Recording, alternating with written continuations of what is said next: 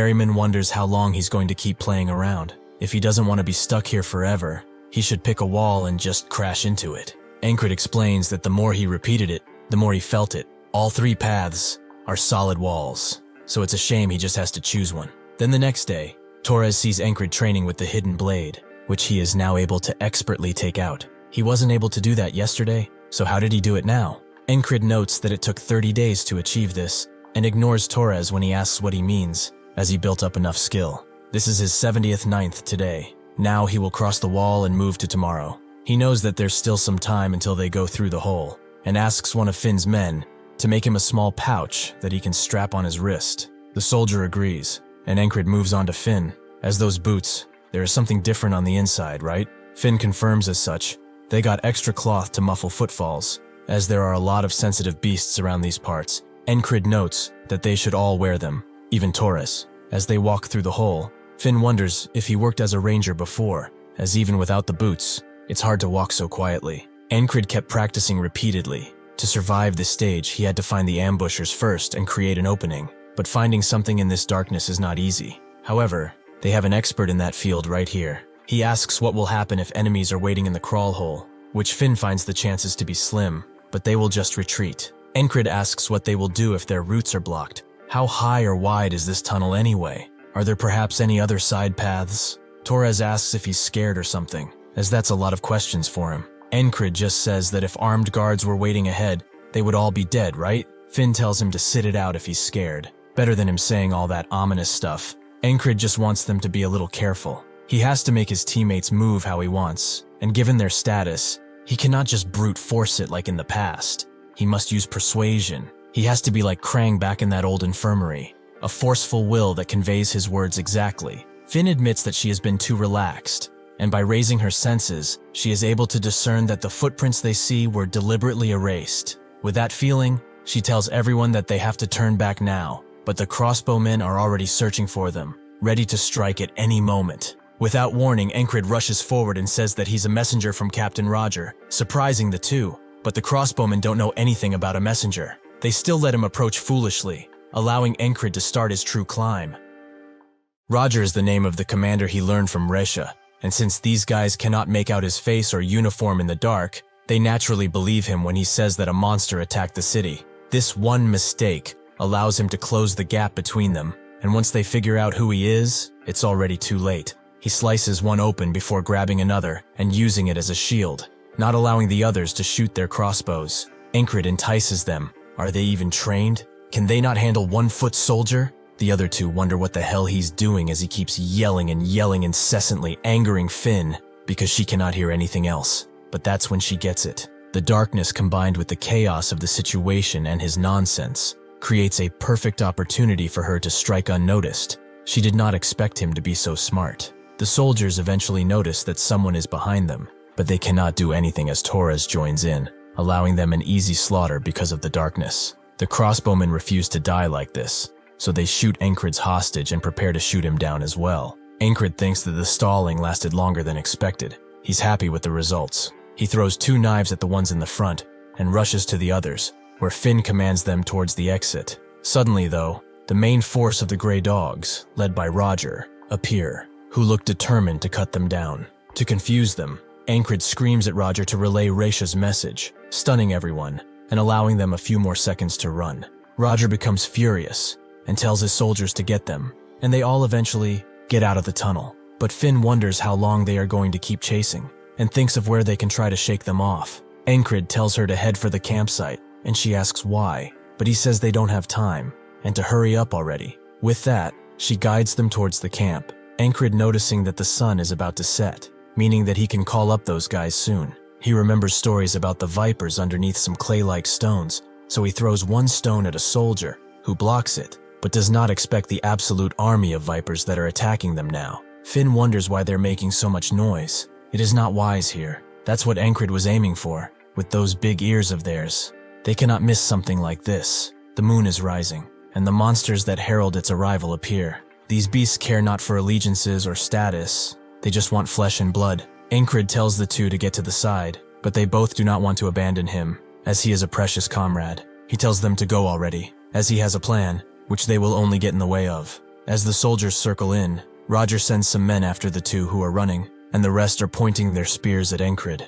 Now that the gray dogs and werewolves are in one place, he can make them fight each other. This is his turning points. So that they cannot chase after Finn and Torres, he has to make them focus here. And the only way he knows how is through sheer killing intent. Both the soldiers and the wolves are struck by it, and both groups charge in at once, creating utter chaos. The werewolves begin to attack anything in their sight, most of them not even caring for Encrid anymore. As they run, Torres notes that Encrid always has a plan. But should they go back, considering the situation? Before Finn can answer, they can both see the absolute chaos that is ensuing with Encrid right in the middle, making Torres scared for his life. But he soon realizes that his concerns were wasted on him. Encrid continues to dodge attacks even if the enemies are fighting each other. There are still some who are coming for him from all directions. Using his senses, though, he can easily detect any attack. Split-second decisions are critical here. Even the smallest mistake will ensure death. But naturally, he will not let that happen now.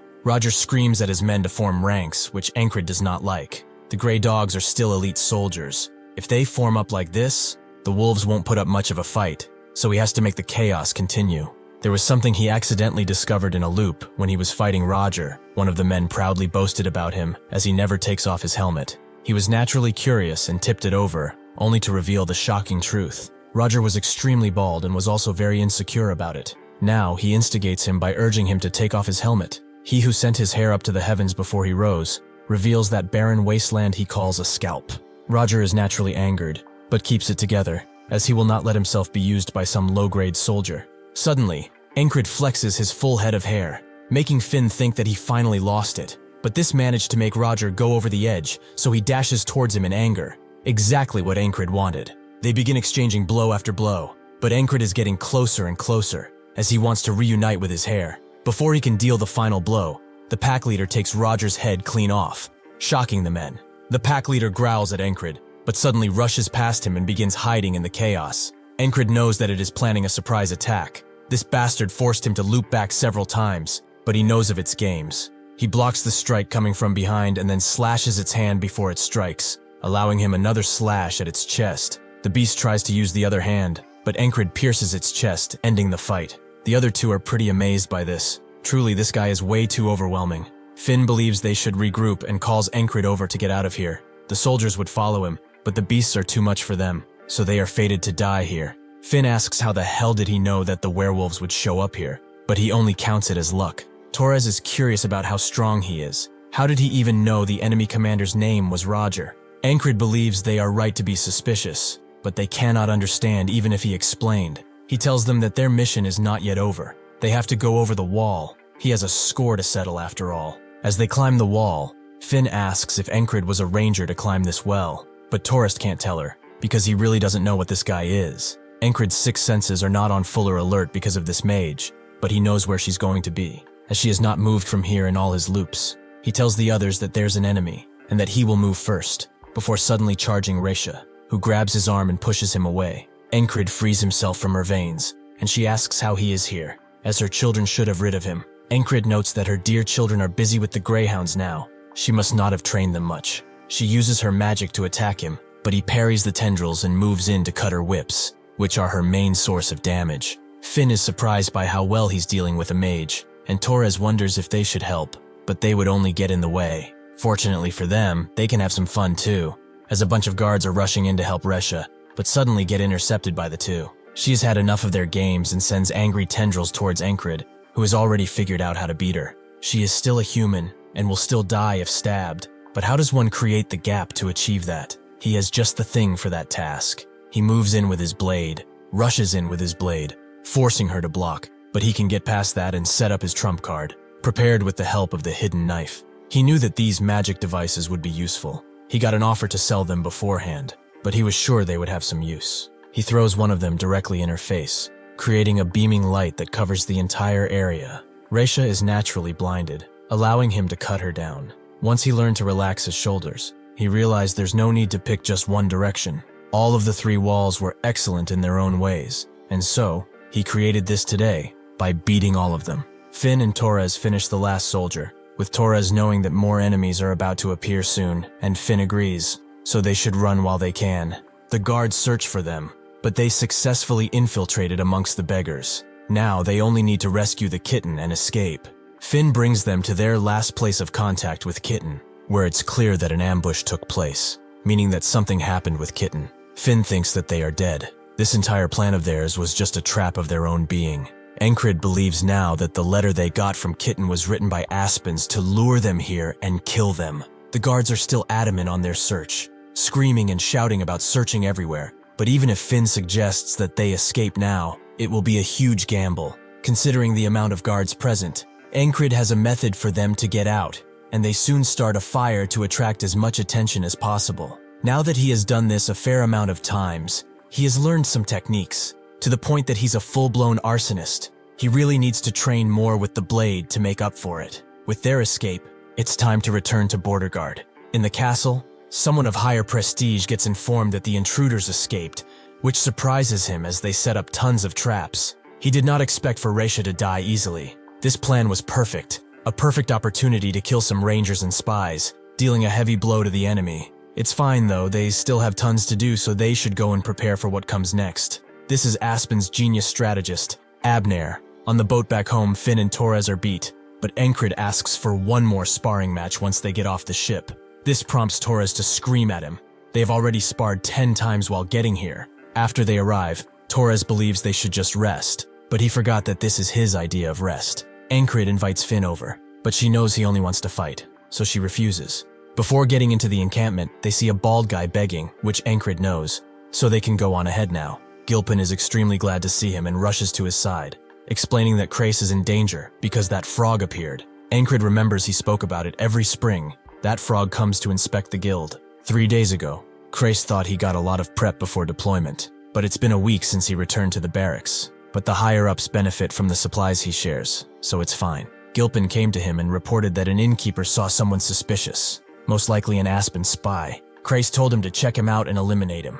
The current Gilpin guild is called the Night Watch. They maintain order in the alleyways, where the border guards can't reach. Thanks to that, public perception improved, allowing easier collection of tribute, and now that the residents are reporting everything, the intel flow is great too. If they kept up like this, and their influence remained, they could take full control of the backstreet. Suddenly, someone strange appeared in front of the main room, whom the guard tried to stop, but he was no match. Crace knew what this was. This was the frog he mentioned before. Since he did not kill the guard, there's still room for negotiation, so Crace invited him inside. The frog liked this reaction. Does he even know who he is? Crace noted that it was not important, and asked if he ate, making the frog call him funny. Suddenly, the frog charged in and punched Crace before grabbing him, as humans always listen better with a beating. Crace said that this was not necessary, and asked what he wanted to know. The frog was surprised he was still smiling after being hit, and wondered what happened with the last guildmaster. Crace explained that he was killed by one of the border guard regulars, but the frog demanded a name. Crace knew he couldn't reveal Encrid, so he told him it was a soldier named Ragna. With that, the frog demanded that Gilpin bring that guy. Crace told him to do so, bring the real guildmaster here. With that, he went to bring Ragna, but every independent squad member was already advancing in their deployment. Encrid knows Crace used his head. Of all of them, Ragna is the hardest to get to work. So the order was to basically bring any squad member capable of killing a frog. He did not expect the others to be away, but still, this is good. Encrid asks if Crace is still alive, which he is, but Encrid also wonders if he was not brutally tortured or something. Gilpin confirms as such. Encrid cut down a commander, a wolf pack leader, and 2 mages. He is far stronger than in the past. But what about a frog? He got defeated by one easily before, but now he can do it. And honestly, he really wants to test his strength and fight him. He tells Gilpin to go back and tell the frog that Ragna will come tomorrow. Crace is not going to die if just 1 day passes. He can tell from the frog's behavior. They all seem like idiots, but just like people vary, frogs do too. This one took Crace hostage on purpose. It's not something a brute will do. He reports back to the commander, who heard that his squad had already gone in advance. So will he be joining them?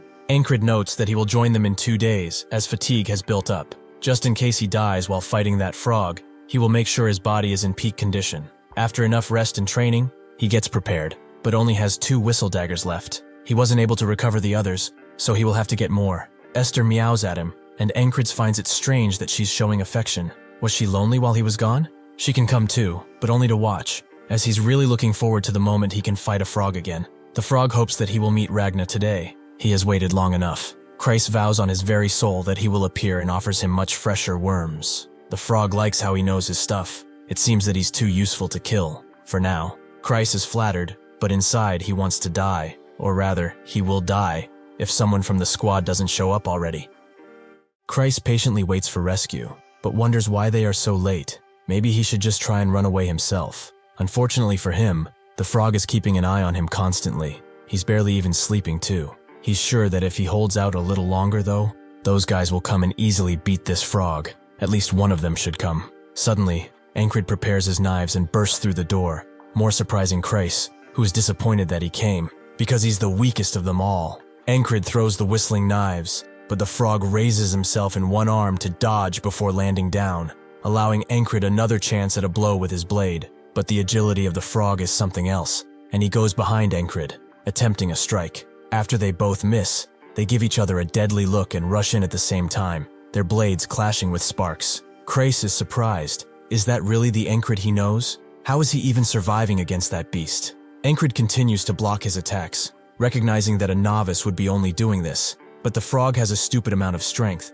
and bones will break if he continues. Instead of outright blocking, he uses the flowing sword technique to parry, letting the swords pass around him. He knows that he must aim for the frog's only weakness, his heart. He has to stab it thoroughly for him to stop regenerating. Unfortunately, his blade does not reach in time, and he gets kicked into the table, breaking it in the process. Christ recognizes that this was a heavy blow. If he passed out just like before, they are screwed. The frog is naturally angry, or dare to go after a frog's heart like that. He knows that frogs like him are called skill readers, for being able to recognize talent so rapidly, but this specimen, he does not get in the slightest. This human child has reached his limit long ago, but how is he still getting up despite that? Encrid is not too worried. Even a frog's kick is bearable now. The frog promises to kill him right here, and they both charge in at once. Encrid clearly going for the heart again, but as the frog swings, he changes the blade's trajectory and cuts one of his arms off. With this clear advantage, he aims for the heart once again,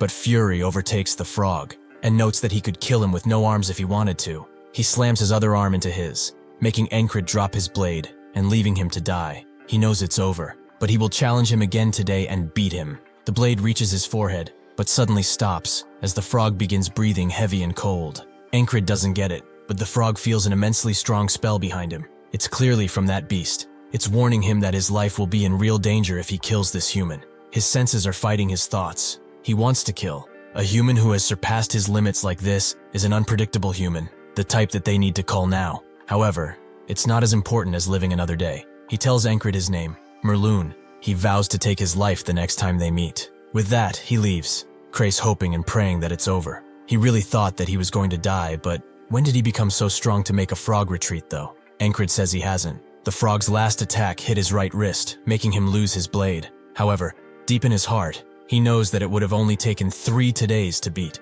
Christ was surprised when nobody showed up, but he didn't know that all of them would willingly go on a mission.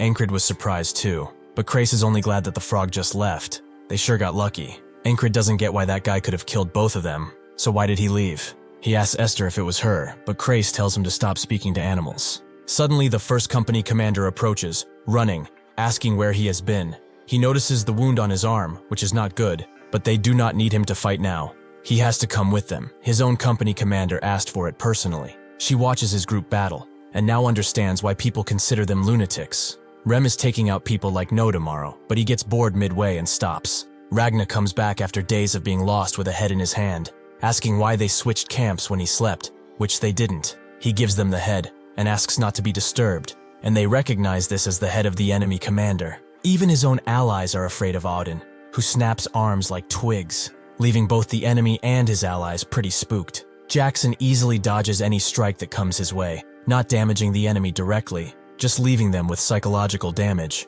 The fair commander has watched them all this time. Marcus is surprised she managed to control those animalistic bastards, but she found that bringing them in was easy. She approached their barracks, expressing that she wanted them to fill in the shoes of their missing leader. Andrew immediately accepted, but Rem asked, she took away their leader, and now wants them to fill in his place? The ferry commander told him that the blame of the individual falls on the leader. So does he want Encrid to pay for insubordination? Rem was clearly mad at her and told her that he would only kill 3 per day, no more than that. She's pretty thankful they are doing at least this much, but those above them are still pressing her about it. Marcus notes that their forces are the top of the spear in this war. Their wins and losses will decide the course of this war. Are the Aspens still trying to provoke them into a 1 versus 1? They lost against them in a proper fight, so now they are trying some cheap tricks, right? The ferry commander finds their methods questionable, but they have only sent out skilled soldiers, making them not win a single battle. With these repeated losses, the soldiers are worried that if they keep losing like this, soon the war will be lost all the same.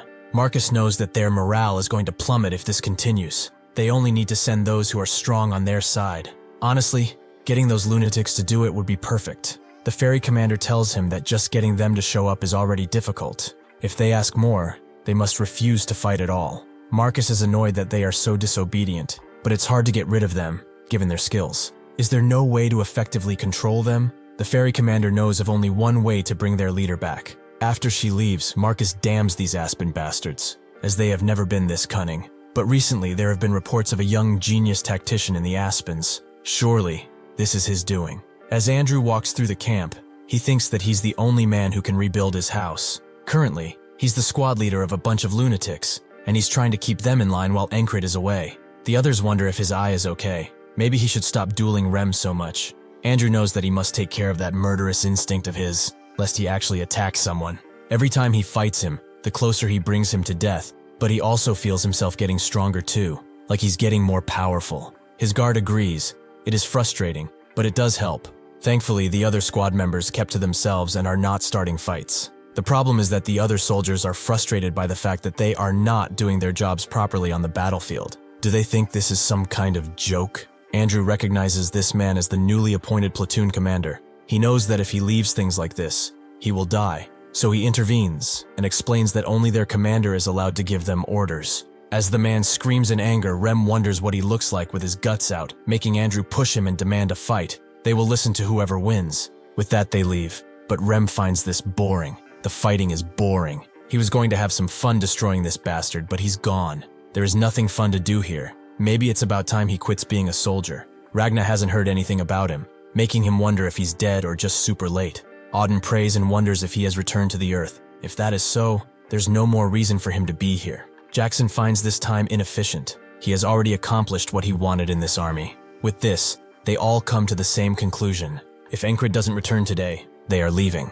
As approaches the camp, the ferry commander welcomes her fiancé in, and he enters the barracks, noting that he's back. Before the others can even react, Andrew cries his eyes out and jumps on him, as he has been waiting for him all this time, shifting through the crap they have put him through daily. Rem smiles, wondering who allowed him to get to Encrid first. Still, he is very late, which Encrid fully agrees with. As night falls, Encrid realizes that they just wanted him here to control these lunatics, but he can only give them suggestions. It's not like they listen to him much. Rem half-heartedly agrees to listen more, but that's not what's important. The question is, did he get any better? Ragna also wants to duel, but before Christ can tell them that Encrid's hurt, they begin bickering about who will fight him first. Auden intervenes and wishes them not to fight anymore, since it's been a while. He should warm up his muscles with a few training sessions. Rem knows he just wants to get ahead, but Encrid tells them that they shouldn't fight. He will take them all in time. Christ screams at him that he can't because of his arm,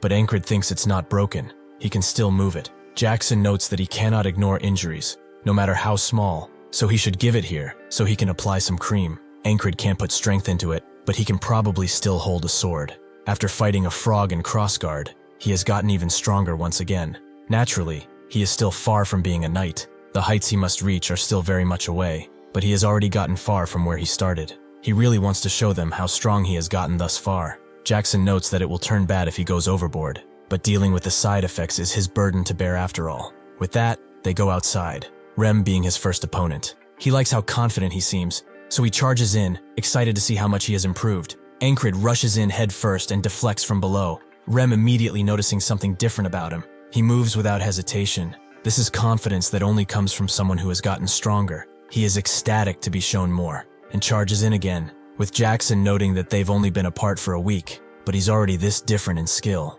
Auden's patience is running thin, and Ragna wants a piece too. Rem feels their stares from behind, but there is no way he could wait so patiently either. After they get done fighting, Jackson wants to know what happened to him, but Encrid says it's not important. He just fought some frog before coming here. Andrew thinks that this is something, and a huge one at that. Rem asks if he really saw a frog in crossguard, but Crace clarifies that the frog was at the guild. He only got hurt after returning from the border guard. Auden wants to know how the mission was, so Encrid explains that it was basically a trap.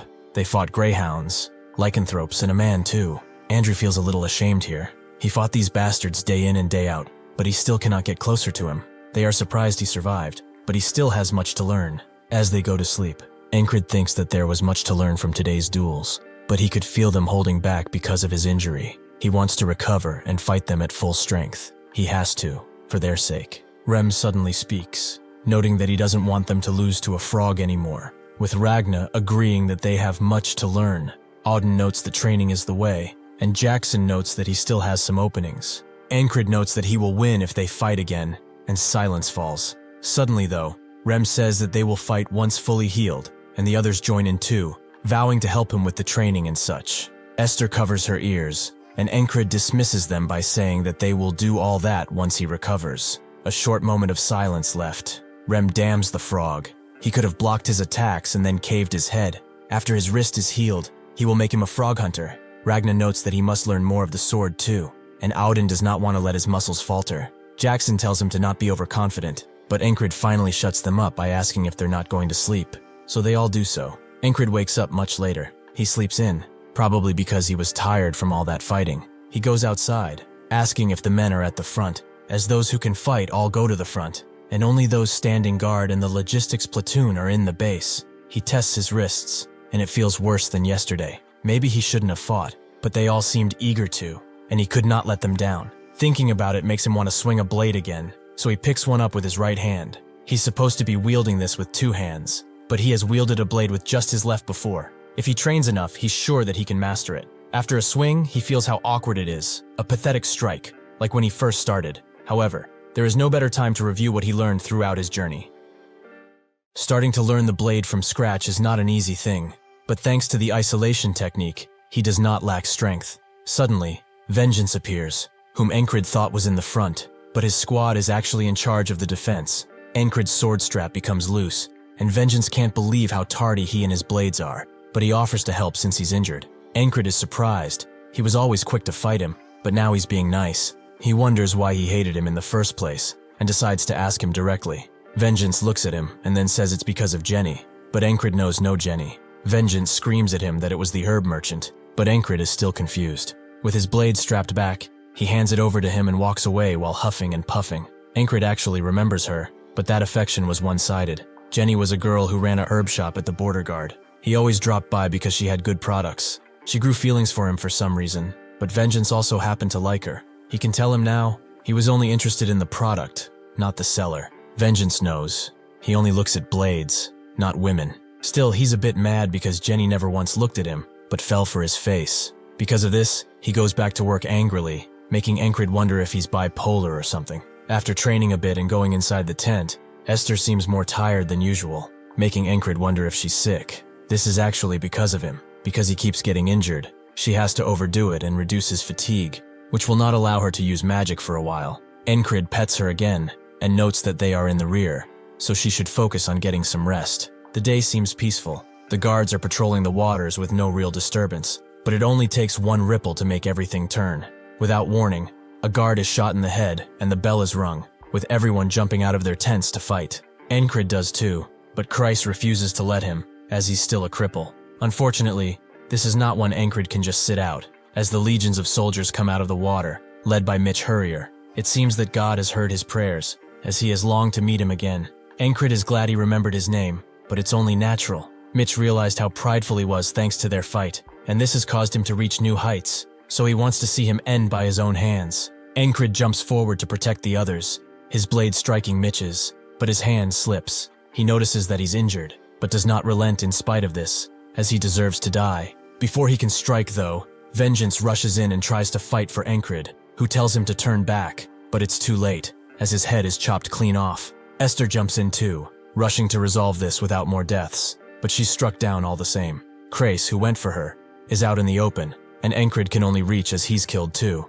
Mitch finds this all disappointing. He would have shown him how much stronger he is, if only his wrist wasn't injured. With that, Encrid dies too. seeing the aftermath of his foolishness one final time. Encrid wakes up on the same day, petting Esther all the same, but his thoughts linger. He could not even hold a candle to Mitch because of his injury, and he has no one he can talk with to learn something. The Greyhounds will attack before the afternoon, so he must train, no matter how much it will tire him. Even while doing this, his thoughts go to a dark place, where he's blamed for the passing of his comrades, something he does not want to experience again. Vengeance comes around, and asks if he's training with his left now that his right is injured. But he should take a break. As does anything come out of this? Encrid will make absolutely sure he will get something out of this, as he has vowed to save everyone. He also apologizes about Jenny, which Vengeance appreciates. But then Encrid notes that there are women in this world who do not care for looks, so he should cheer up.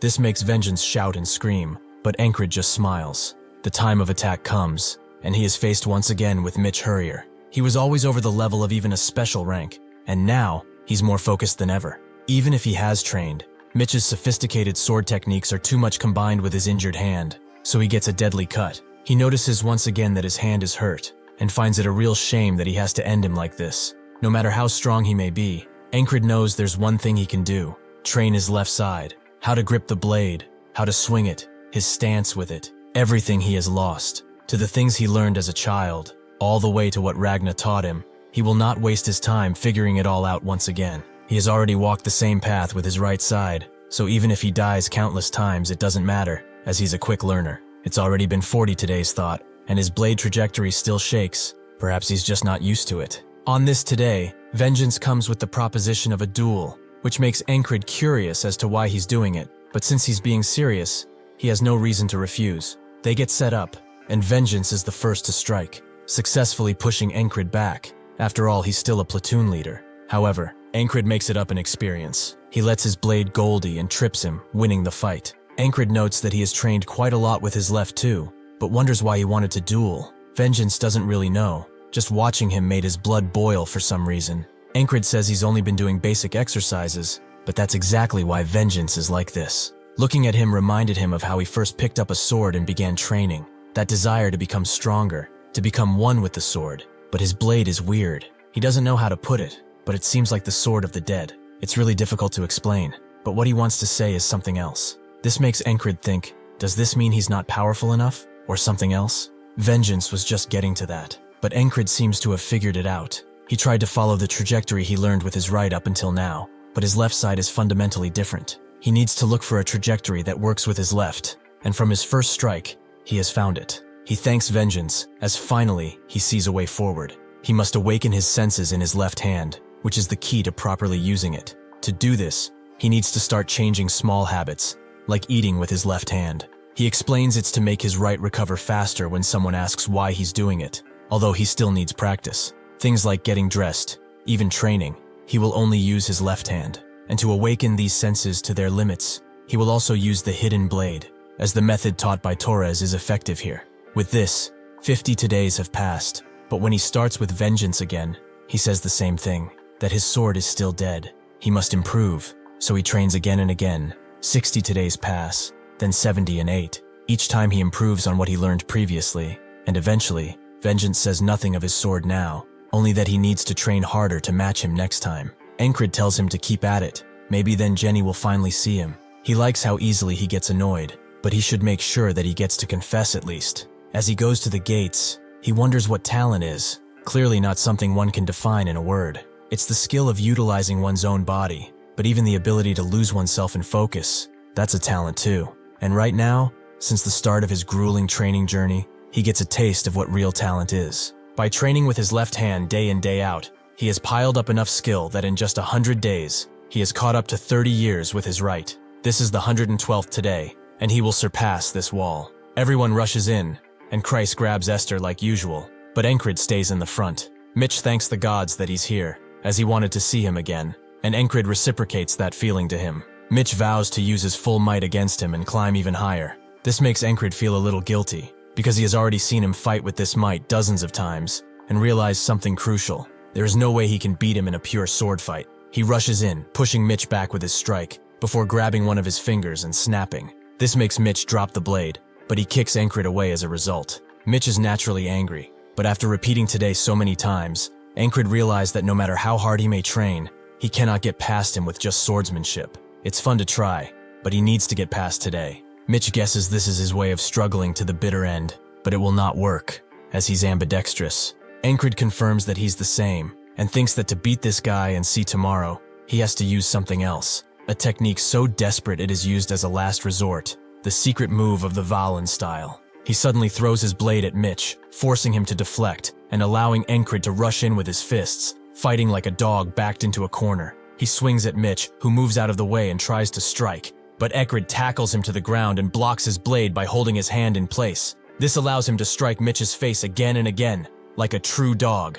Before he can strike again, Mitch kicks him away and rushes in while telling him to grab his sword and take this as a real fight. Just as he's about to strike him, Encrid surprises him by blocking with his shoulder pad and reveals he's dead serious. He uses the hidden blade to cut one of Mitch's eyes, causing him to push further into his shoulder and back away. Encrid knows that if this continues, he will lose, but Mitch's depth perception is no longer, so he can end this. He throws his hidden knife at Mitch, who naturally blocks it, but he fails to fully see it, and it seeps into his hand. The shock allows Encrid to rush in and tackle Mitch once again, causing him to lose his blade. He then prepares to dislocate his leg, but Mitch summons all his might to strike, only for Encrid to dodge and finish the job on his leg, causing Mitch to scream. He is the genius who did not try, a man who, despite his talent, was consumed by apathy. Mitch Hurrier changed after returning from the last battle. He never left the training grounds and kept on honing his already sharp blade. With effort added to that talent, his sword finally began to shine, but all of that was for naught. He wonders why this is happening to him, and calls out for Encrid, who thought of him as a hopelessly large wall, a rival who gave him true insight. Mitch never wanted this. What he wanted was a true duel with him. Even if he can reciprocate, Encrid tells him to remember that this is a battlefield after all. With his blade, he strikes Mitch down, and his men try to intervene, but Vengeance and his squad immediately support Encrid by shooting the men down. With this, today comes to an end. Encrid admits that Mitch was fun, but he is just another stepping stone on his eternal climb towards greatness. After the fighting is over, as Krace is bandaging up Encrid, he notes that it would have been bad if this place fell. The main unit knew it was dangerous, and sent the archers, giving them enough time to win. Vengeance comes around and says that they survived thanks to him saving time, but it seems he left his sword there. Honestly, he was surprised to find it there. He should take better care of it. Krace notes that he already picked up his sword, so Encrid explains that this one belongs to Mitch Hurrier. It is the sword of the enemy he fought. Vengeance wonders if it's a good blade, and Krace takes a look, and seeing the blue gleam that appears when light hits, he guesses it was forged with iron from Demp. That place is a famous iron mine from Aspen. It's probably a whole lot more expensive than the Valerie or Noir steel the captain uses, so if he's thinking of selling it, he knows who to come to. Encrid ignores him and asks Vengeance if he's heading to the front soon, making him ask if he's going too, which Encrid confirms, as he cannot leave his squad members alone for long. Krace asks if he's going to switch blades, which Vengeance notes is not a great idea, but Encrid will not stick to just one and wield both. As Rem walks, he thinks that their captain is about ready to move to the next stage. He never thought he would be drawn to a continental fellow in his life, but someone like him, he might be worthy enough to know the secret art born from the beast's heart. Auden thinks that with the muscle remodeling a success, now it's time for the joints. Once the posture is adjusted, the body shape will undergo a change too. That is how they build a body that will not collapse, and doing it all at once would break one's body, so he will do it one by one with the squad leader. Since he's stopped, Rem walks into him, causing him to have a bruise on his head and an angry demeanor as he tells Auden to move it. He notes that he lacks the growth to talk like that, but before they can bash each other, Ragna nonchalantly walks between them, causing the situation to be somewhat diffused. Ragna thinks that training to make the sword a part of the body is hard, not just for free-flowing swordplay, but one has to move the tip as if it's a part of the body. Before he can teach that thought, he needs some sleep. Jackson feels it would be nice if Encrid fixed his footwork. He's not asking for silent assassin movement, but if he can move efficiently, it will most definitely help.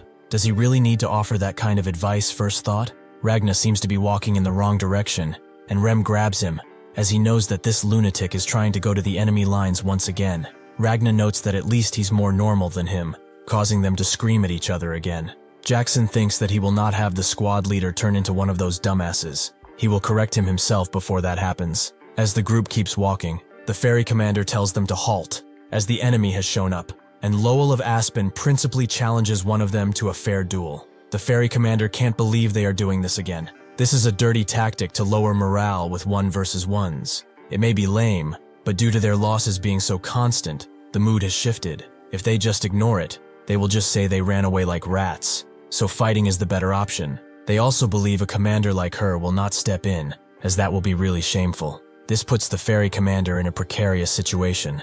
But if they can win, the mood will definitely shift. Christ advised her to use one of the madmen from their group, as they will behave since the squad leader is here. She asks Rem if he can handle this, who looks at the weaklings in front of him and pushes Ragna away, as this will suffice as entertainment. He approaches as the Aspen soldiers belittle him, calling him a barbarian and such, before he takes the head off one of them clean off and charges into the others. The morale seems to be improving, with the fairy commander thinking she did well, but that does not come to pass, as the Aspen soldiers begin crying and begging for surrender. But Rem does not yield. Even as the Aspen soldiers plead and plead, Rem simply cannot hear them. This tanks the soldiers' morale once again, but now the fairy commander knows for certain the only one who can handle these guys is Encrid. Late at night, the group members tell Encrid to stop fighting when he's injured, as it will take too long for him to recover. The fairy commander overhears this as she comes in, noting that her fiancé is overworking himself, so she hands him fairy medicine, something that he couldn't buy even with a fortune. Jackson notes that's better than his ointment, and Rem is surprised she cares so much about him. Encrid is grateful, but why give him something like this? She realized that even if they exchanged vows already, they never exchanged some kind of token. It's a small engagement gift. Encrid just plainly looks at her, and she leaves, with Crace noting that they really should open that salon he was talking about. Rem notes that this ability of his is more enchanting than his swordplay, and Ragna agrees. Encrid doesn't understand why she keeps calling him her fiancé, but at this point, he will never understand her. Thank you for watching. See you next time. A few days after reaching the front line, the Aspens continued to repeat the same little skirmishes, but in general, avoided a proper fight. Thanks to that, Encrid's wounds got a good chance to recover, and that's why he can train better. Auden is glad to see him so early. It seems his body is doing much better. Encrid credits his healing to the fairy cream, and Auden invites him to a little spar if he's so active. Encrid can't back down from a fight, but Auden easily puts him to the ground as all over his body there are contusions. It is not the time for him to abuse his body, yet if there was a fight, he would probably still join. Encrid confirms as such, as long as he can move, he's fine. Seeing that nobody is around, Auden charges up his divinity, and Encrid knows what it is, coming through him and healing his entire body. He tries to say something, but Auden won't hear it, and he also makes Encrid vow, on the name of their lord, to never speak of this to anyone. Encrid promises not to, and Auden walks away, leaving Encrid to think about what just happened. Divinity is the main power of clerics, who serve God. Divinity can perform miracles that heal injuries, and Auden, who prays daily, has never once used divinity, as nobody knew for certain if he was a cleric or not. Encrid wonders if there's a rule against using divinity. It feels like he broke a rule or something, so he thanks Auden, as he knows he sacrificed something. Auden thinks that if someone finds out about his divinity, the Inquisitors will come, as he left the church with many restrictions on himself. They bound his entire body so he could not use his powers. Despite this stabbing pain in his heart, he could not let Encrid be. He speaks directly to the Lord, knowing that he never responds to them, even if he presides above them all. After meeting Encrid, though, he began to believe that his word lives within, so he will act in the way he thinks is right. After eating, Christ sees Encrid taking his bandages off and asks if he needs help, but he's very fine now. It's not entirely healed, but it's there. He cannot show this to the others if he wishes it to be a secret, so he will just spread some ointment now to look like he's still injured. He is also curious about when they are going to fight, but Christ explains that both sides are just testing the waters now. Their troops, led by Commander Marcus, are the vanguard, preventing them from flanking, and their main force is waiting at Green Pearl. They broke the unwritten rules of warfare last time by bringing spell slingers and sorcerers, so both main forces are probably prepared for all-out war, with entire night orders at the ready. Rem thinks they should be there, as they keep trying for a 1 versus 1. It's not fun sitting around. Christ thinks that this won't continue for long. Soon enough, something will give, and the fighting will start. They go to the front line where the Aspen troops approach them, but Encrid's squad is ready. The commander notices 3 Aspen soldiers approach and starts talking crap about them. Rem is just slightly annoyed that they are not fighting, but Christ knows this is a battle of words. Without a larger force, like a knight, the Aspens and their soldiers are evenly matched, so they are attempting to get a psychological attack through before the fight. They would all easily die from an arrow, but their morale is already tanked. If they strike first, a loss is basically guaranteed. The commander is not doing anything because he knows this too.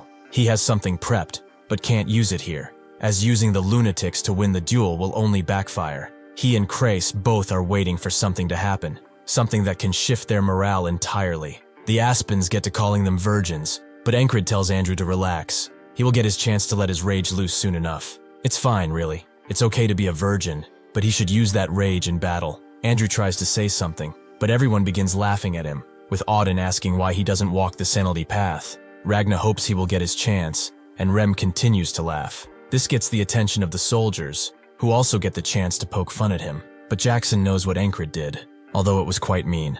Encrid doesn't understand. Andrew is a young man. He might have taken it personally, so they should keep him in line. While Rem is dying of laughter, Kreis wonders why he did something like this. But whatever the case, he's an odd man. He tells Encrid to respond to them, but he doesn't know with what, so Kreis tells him exactly what to say. He knows their boss has a silver tongue. This will create a wave, which will clear their path toward victory. Kreis simply told him to show how brave he is and provoke them while in range of their archers. Vengeance asks what he's doing, with Encrid finding him quite unlucky to be in the vanguard position as soon as he came back. Vengeance tells him to shut it, and warns him that those bastards will shoot if they get close. So what the hell are they doing? Encrid refuses to listen, and walks up to the Aspen soldiers, and remembers what Kreis told him, to basically make something up when he gets there, as he's talented at pissing people off. Encrid does just that, asking the front Aspen soldier why he has a ghoul head. It gets to him immediately, with Vengeance knowing that he's doing it on purpose because he's handsome. Encrid apologizes to the soldier. He shouldn't judge so easily. It's probably just genes from his ghoul mother. This makes the soldier even more enraged, and the others all have their own way of reacting to this, with Andrew specifically laughing it off quite loudly, with his guard guessing that he really was insecure about what Encrid said. The soldier whips out his blade, with Encrid believing that now it's time to dispose of him, but he's stopped by his squad, as his wound has not healed properly just yet. Encrid remembers that he has to hide what Auden did to him, and Rem suggests that Andrew go and take care of him. For Andrew, who dedicated his entire life to his house, nothing mattered. Thus, he had no shame. But being humiliated like this, being called a virgin, it was all thanks to the enemy in front of him. The soldier refuses to fight a little punk like him.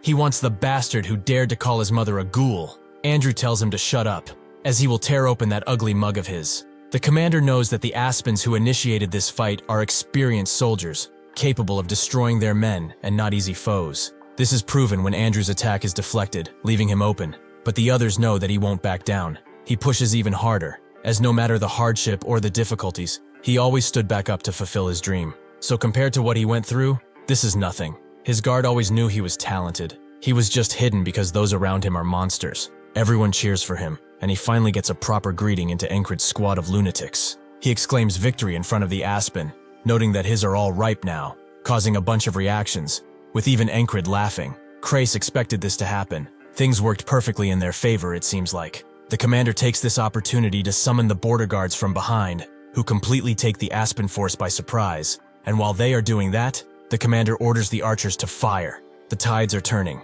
Try as they might, the ones who win in the end are those who fight better. On the Aspen side, the Greyhound Company leader confirms that preparations are complete, so they can move now. The Aspen soldiers retreat, with Kreis specifically wondering why they are running, and the commander is confused too. He tells everyone to hold, as clearly, these bastards are planning something. Back at their camp, the Greyhound Company commander joins their meeting after giving a group the word. He confirms as such to his commander, but they cannot be seen just yet, so they are standing by far away. The commander notes that these Norelia bastards are always the same, striking with the border guards and breaking through with heavy infantry. That's their entire strategy, but Abner's plans are different. He said that Knights proved well enough that a small elite force controls the entire battlefield, but that small elite force does not have to be Knights. It will be them who will win this battle, and this war. 2 days pass, and Kreis is confused. They've been on standby ever since. They thought that there would be another battle soon, but this feels too calm.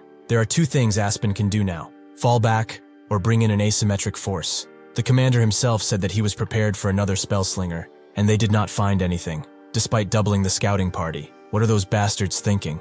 As he thinks, the ferry commander comes around and asks Encrid if he's okay right now. He wonders why she's here, but she feels obliged to inspect her own troops. Although no other company commander does that, Encrid feels like he can act like he's healed now, so he should be good enough for a duel. Ragna asks if he's ready, and Encrid tells him not to go easy on him because of his injury. There is no need for that from now on. Ragnar wasn't going to do that anyway, and charges in, clashing blades with Encrid. He is amazed by Ragnar's swordmanship. It's beautiful compared to his unkempt style. However, that is what he has been building up until now, the techniques he has absorbed. He dashes with his blade in the ground and smashes the dirt into Ragnar, who recognizes this as Valentine's sword. But Encrid's not done. He uses Ragnar's heavy sword style before unleashing his other blade, almost taking Ragnar's head off. He is impressed, and Encrid reveals that this is the path he has chosen. Ragnar understands, but even so, he has to push further, as this battle is not done just yet. As they continue to battle, Rem can't believe what he's losing out on, just because he lost a damn bet. Jackson thinks that he doesn't like heading out to fight, but against Encrid, perhaps it's different. He stops this way of thinking, and Auden is impressed too. Perhaps next time, he will break a few of his joints, although last time, he almost sent him to the Lord. Crace can't believe that these lunatics are still so out of their minds. The ferry commander sees them as kids waiting to play. That lazy soldier also shows motivation only in front of Encrid. Why? He has a weird ability to attract people, which includes her. She joins in, but Rem can't take the waiting anymore, so he screams at the ferry commander to scram, as he won't hold back if she skips the line. She wonders if this is mutiny, and Encrid thinks that they are all strong. They are not using their full strength now, but he can see it now, their unbridled hunger for victory. The day he returned from the recon mission in the tall grass, these faces were what he swore to get out of them. He calls them all forward, as he won't get tired before he fights all of them. Night falls, and Encrid is dead tired, not even washing up. Christ calls them all brutes for fighting so many times. He barely got better, and they bashed him again and again. As they argue, Encrid falls fast asleep, ending up in a dream, which confuses him at first, but then he sees something in front, him, as a mercenary, when they fought the Harpies. But besides them, he also spots the bastard that let them out to die. Encrid experiences the fate of his comrades all over again. They were foul-mannered, but full of heart. This mercenary band took him in when he was just a weakling. They were kind, and accepted him without prejudice, except one bastard, the one that attacked at the same time as the Harpies. With the distraction of their boss's death, one gets grabbed and another tried to run, but the traitor took care of him. He was the strongest in this mercenary band, and used his strength to wipe out his friends. He advised Encrid not to try and run away, as he has to die here too.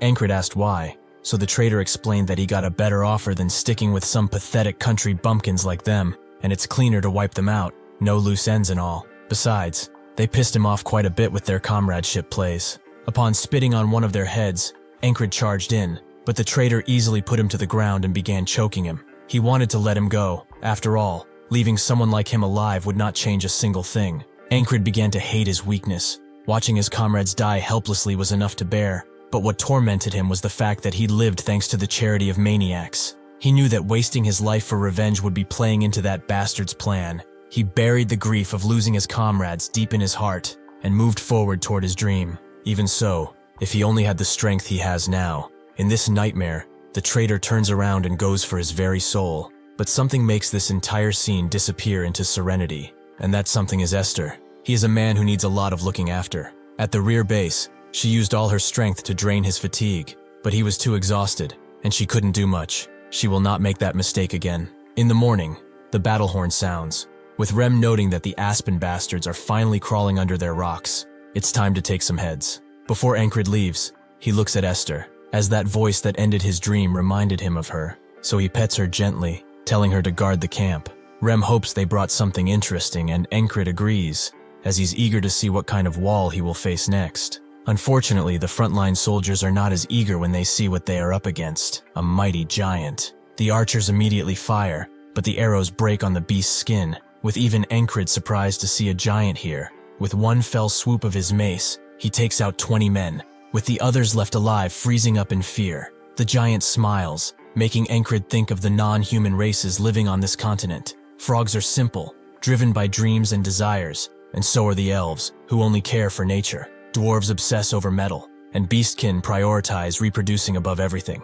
Dragonkin are the strangest, forever walking the earth alone, and giants are intoxicated with the act of killing. They love the violence carried out through their bodies. That is why they carry the moniker, beasts of red blood. Jackson points out that they are attacking from the other side too. A bunch of assassins have begun talking their men down, and it's not much better on the other side. Crace is in full panic mode. If they don't stop them, they will be surrounded and killed. Encrid notes that they just have to stop them, making Krace wonder how he's so calm, but the ferry commander thinks so too. It seems someone from their side is already on the left, so she'll be heading there. She asks Encrid for a blessing kiss for luck, but he refuses, making her call him cold. With the left taken, it only leaves the giants in the front and on the right side. Rem is up next, going in front and telling Encrid to watch carefully, as he might learn something. Encrid is curious about what he's planning to do, especially in a situation like this. Rem keeps moving forward, and a feeling awakens inside of him, just like when he first stood on the battlefield. Even without the heart of the beast, he never even reacted to axes coming for his head. The reason he decided to train the heart of the beast is that it does have its uses. With its activation, blood begins rushing through him, sending him into a frenzy. The other soldiers begin screaming and shouting the retreat, just as the giant is about to take them all out. But Rem charges in just in time, blocking the giant's blow relatively easily, considering the size difference. His blood vessels are expanding, and his muscles become even more pumped, increasing their density. This technique, which begins from the heart, boosts the entire body, allowing him the strength of a superhuman and the courage of a fool. One of his axes breaks as he pushes the giant back, who immediately tries to attack him again. But the soldiers are shocked to see that Rem is still charging in with the same smile on his face. The giant becomes angered, allowing Rem to climb on top of him and give a deadly blow to the side of his head. The giant flails his club around, making Rem go down. What's worse is that his other axe broke too, but suddenly, a spear flies his way, which he catches. The soldier who did this has only one request for him: to win against this thing. Rem is pleased, as this type of courage is not bad at all. The soldiers charge in too, throwing their spears at the giant to keep Rem supplied. Encrid is pleasantly surprised. This bastard is fighting the giant on a strength advantage. To have the strength unreachable by normal humans, perhaps that is what he will be going to attain next. Ragna has honestly seen enough of this, as it seems like Rem is just toying with the giant now. Krace appears too, and explains that the company's commanding officer has left, and Rem is dealing with the middle giant. If they take care of the right flank, they can take the win from the Aspens. Encrid agrees, but it seems like the other squads are off doing their own thing, so he asks Ragna what he will do. Ragna wants to go with him, as watching has gotten pretty boring.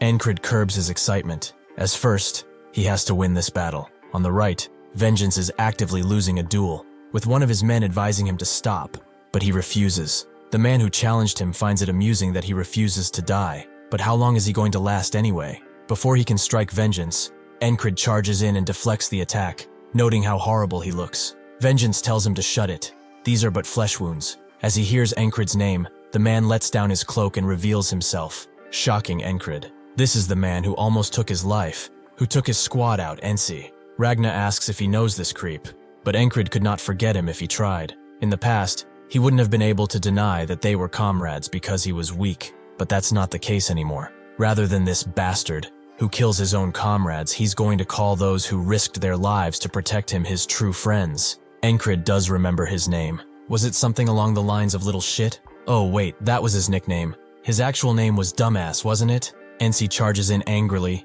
calling Encrid a weak piece of trash. Encrid just nonchalantly blocks his blade and notes that he was not able to do this when they parted ways. But now, he is the weak one, and he will avenge his friends. Ensi understands. Revenge, huh? He was wondering how such a weakling survived, but that hatred must have pushed him. Christ can't believe that he got into a fight almost instantly, and Ragna just silently watches. Ensi's squad thinks that he's going to die. All of them working together weren't able to even graze Ensi. A mere soldier could not hope to do it either.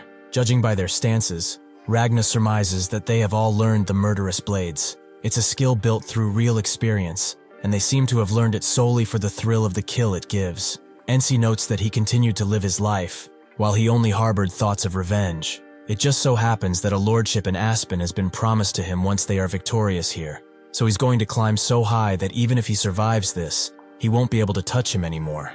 Encrid doesn't seem to care, prompting Ensi to charge in angrily, but Encrid just dodges.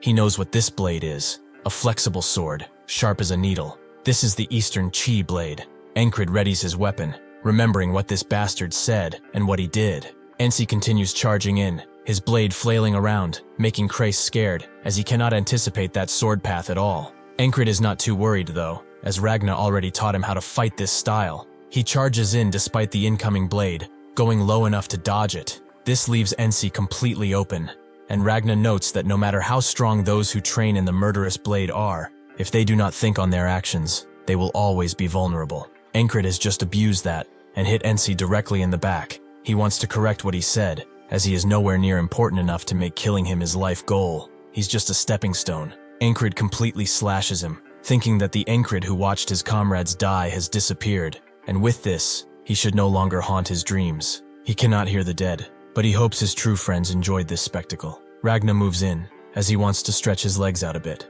One of Ensi's men comes forward, noting that he will not be enough to face all of them, but in response, Ragnar just decapitates him with ease, and wonders if he said something. The others charge in, but Ragnar dodges the first guy before decapitating him, and then killing the other with his rebound motion. The last one that charged in can only watch as Ragnar takes his life. Encrid is awestruck. He found an advantageous position in only 3 steps and ended them all with clean movements. Extremely impressive. When they put their minds to it, his squad really is the strongest. The rest charge in, adamant on taking his life, but Ragnar ignores them and tells Encrid to pay attention, as this is what he will have to learn in the future. Ragnar bends down, letting his sword fall on his body as he takes in a deep breath. At a pinpoint moment, he dashes at an incredible speed, taking out the men who charge in with a single strike. At this moment, Encrid saw a new wall flash before his eyes, a dominating yet minimal swordplay. Ragnar thought about what to name this technique for a long time and came down to one name: Scission.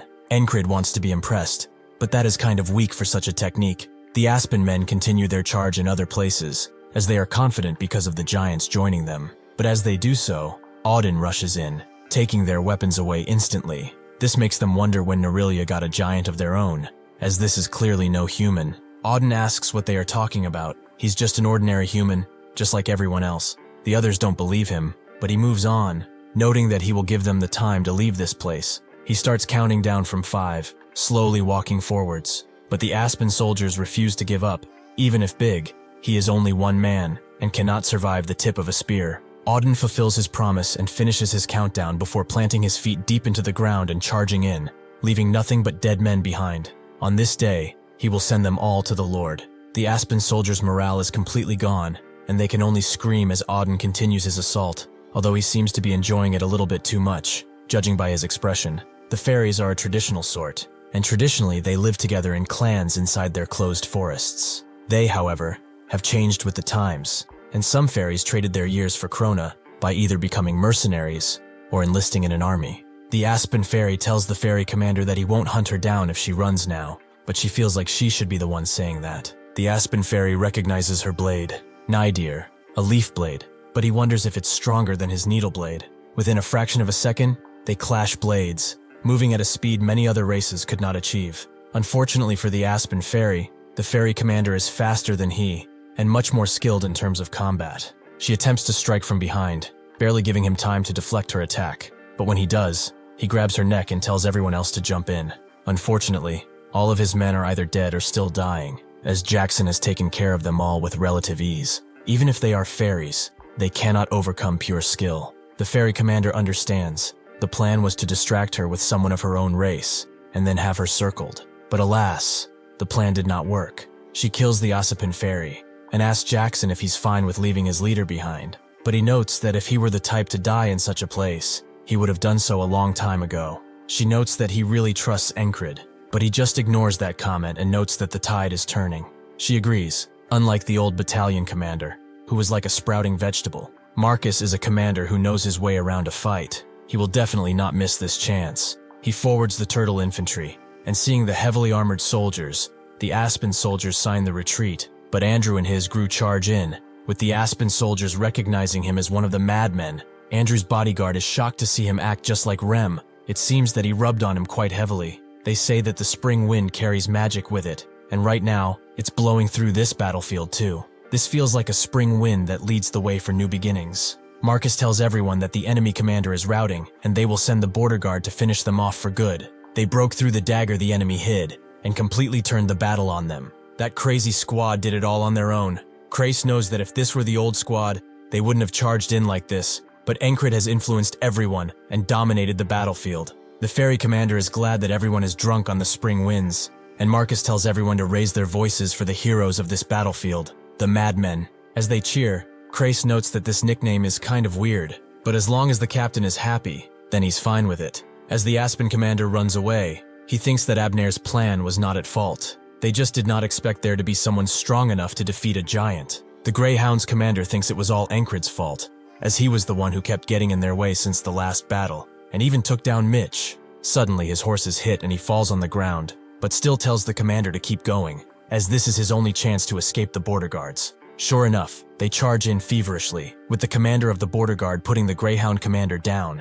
In a normal battle, they are equals, but they must be tired from all that fighting, right? The rest of the Aspen men are taken, with the Greyhound commander knowing they don't have the men to fight these bastards. Even the commander is not safe, as he is taken out while distracted. Seeing this, the Greyhound commander makes an opening for himself and retreats with his remaining men. The border guard wonders if they should give chase, but they decide against it, as those guys are nothing but a bunch of stray dogs now. This battle was a massive victory over the Aspens, but in the grand scheme of things, it was only a tiny piece of this gigantic puzzle. The proper all-out fight still awaited them in the tall grass fields. Crais tells Encrid that they will move their base tomorrow, as they are going to wait near the crossguard and pressure the Aspens further. Encrid thinks that there is no booze or party to celebrate their victory, but there are rewards for those who contributed. Rem is just glad that they don't have to help with moving as a bonus. It's all thanks to him defeating that giant. The others begin bragging too, about how many people they defeated, making him scream at them to not butt in. Jackson calls them a bunch of fools, prompting Encrid to step in. If they want to fight, they can duel him. Andrew is just glad to have experienced this, as the thrill he felt as the lunatics spread out on the battlefield was amazing. Rem tells him that he's still a virgin though, prompting them to begin fighting again, but Encrid ignores them this time and stares at Henry, who seems deep in thought. He approaches and asks what he's thinking about, marrying that widower florist. From what he heard in the grass field, Henry's dream is to marry that widowed florist, but he will not be able to achieve that while still in the army. He asks if he wishes to return, and Henry admits it. How could he just return though, when everyone else is fighting? Encrid recognizes that they've avoided death multiple times thanks to his experience as a hunter. They only escaped because of him in the grass fields, and also knew of those snakes because of him. With this in mind, he gets up and thinks that he dreams of his blade. He is happy here, but he will not let this man waste his dreams away. The first thing the next morning, the ferry commander grants Henry a special discharge, and he will get on the wagon with the injured. He's confused, but the ferry commander just notes that he should thank his platoon commander. Rem wonders where he's going as he packs up, and Auden prays for his safe travels, while Ragna is jealous of him discharging, as he will probably be able to sleep a lot more. Crais just notes that he did really well among these lunatics, and Andrew wishes him a safe journey. Encrid awaits him outside and thinks that, unlike Andrew and Mac, who integrated well, Henry never did fit in. He bet he felt like an outcast too, since he is not suited for battle. He taps Henry on the shoulder and hopes that he will win her over. Henry bows down one final time and thanks him for everything. As he leaves, the ferry commander approaches Encrid and asks if he saw Henry off. Encrid confirms as such and thanks her for accepting his request. The ferry commander says it's a small thing to do for her fiancé, but when should they have their betrothal? Encrid notes that it will be in about 10 years, which she can wait, but she's not into older men. Encrid decides to clap back, noting that if they are talking about preferences, he's not into fairies either. This makes her visibly distraught, as he wonders if he doesn't know that words hurt people. Encrid knows that she's not hurt, and she lets it go for now, because someone wants to meet him.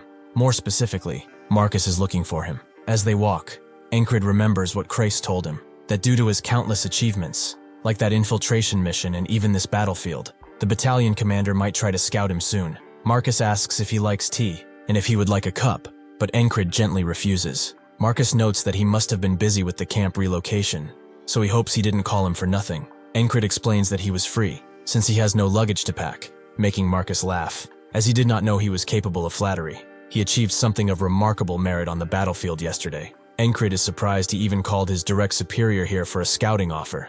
That's a declaration to let him transfer completely without any noise, but that won't change his answer. Marcus sees how calm he is, and guesses he already knows why he is here. So what is his answer?